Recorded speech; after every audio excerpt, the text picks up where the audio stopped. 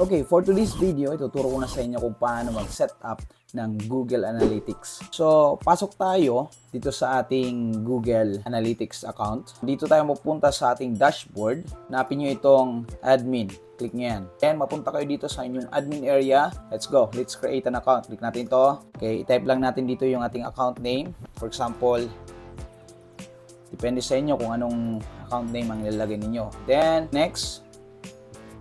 Okay, then set up tayo ng property name. So, kahit anong name ang ilagay ninyo dyan. Then, yung inyong location, tapos ang inyong time zone.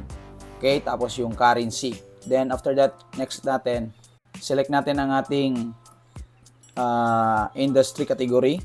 Pili kayo dito sa mga item dito. So, kung ang inyong business ay wala dito sa taas, pwede nyo itong i-select other business activity.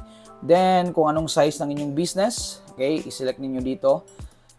Okay, then next, punta kayo dito sa may business objective. Pili kayo dito sa 5 dito. So, for example, generate leads, drive online sales, raise brand awareness, then examine user behavior. So, pili lang kayo dito. Then, create.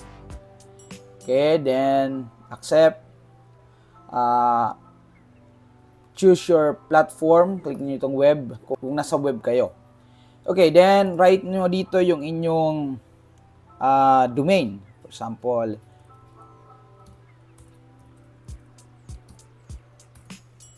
then name. Okay, then create stream.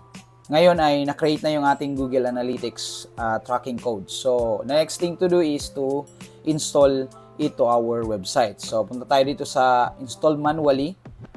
Okay. Then, i-copy natin ito. Itong code na ito. Then, ilalagay natin ito doon sa head ng ating website. So, ganun lang kadali. So, ano pang hinihintay nyo? Follow me for more.